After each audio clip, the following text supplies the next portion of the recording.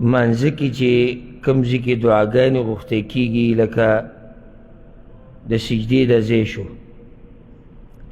په سجده کې دعاګانې، نو آیا دلته عامې دعاګانې انسان غوښتلی شي که نه لازم به هغه دعاګانې غواړي کومې چې د پیغمبر صلی الله علیه وسلم نه نقل دي؟ جواب د دې خبرې هغه دا دی چې موږ د نږدې ورځو کې د اذکارو او د دعاګانو کوم درسونه چې دي په هغې کې دا خبره موږ بیان کړې وه چې غوره دا د انسان هغه دعاګانې وغواړي کومې چې په نصوصو کې راغلي دي. د پیغمبر صلی الله علیه وسلم چې کومې دعاګانې نقل دي د کې شک نشي چې دا بهترین دعاګانې دي، خو د هغې نه علاوه دعاګانې به کوم سړی غوښتی شي، او هغه دوه ځایونه دي.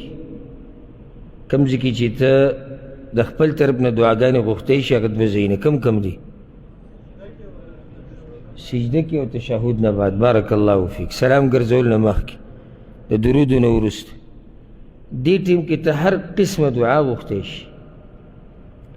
ګوره حدیث کې دا راځي په صحیح مسلم کې دی، عبدالله بن عباس رضی الله عنهما روایت دی، پیغمبر صلی الله علیه وسلم وی واما السجود فاجتهدوا فی الدعاء، هر چې سجده ده نو کوشش کوئ پکې د دعا د غوښتو، فقمن ان یستجاب لکم، نو دلته د دعا قبلېدل ډېر لایق دی،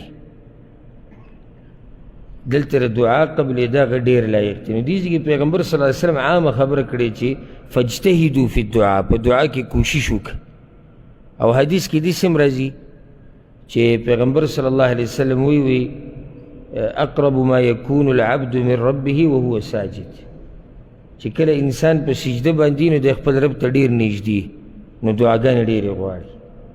نو دلته پیغمبر صلی الله علیه وسلم دا خبره نه ده ښوولې چې لازم به ته هغه دعا غواړي چې هغه کتاب او سنت کې قرآن او حدیث کې نه وي، عامې دعاګانې غواړي.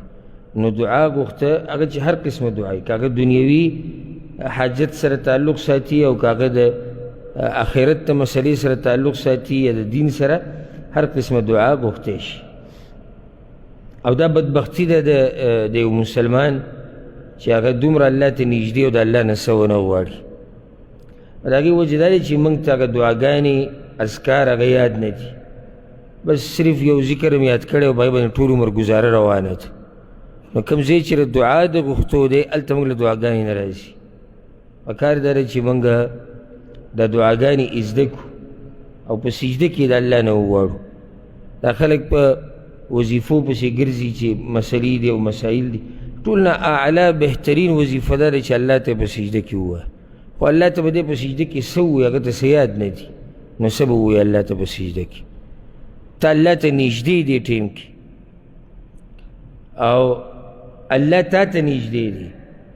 په دې ټیم کې چې د الله نه څه غواړي، پیغمبر صلی الله علیه وسلم وایي هغه ډېر حقدار دی د دې چې هغه دې قبول کړی شي، او دې ټیم کې تاله څه نه درځي او نه څه غواړي، او بیا موږ له وظیفه پکار ده او موږ له دا پکار دی او دغه پکار دي. نو دا د ټول نه بهترینه وظیفه ده که نه؟ په سجده کې الله ته جاړه، د الله نه دعاګانې غواړه. او دغه شان سلام ګرځولو نه مخکې دلته دغه دعا چې موږ وایو ربنا آتنا فی الدنیا، دا دعا چې وایي په دې پسې نورې دعاګانې وایي. پیغمبر صلی الله علیه وسلم نه هم نقل دي او خپلې دعاګانې په کې هم ویلی شي.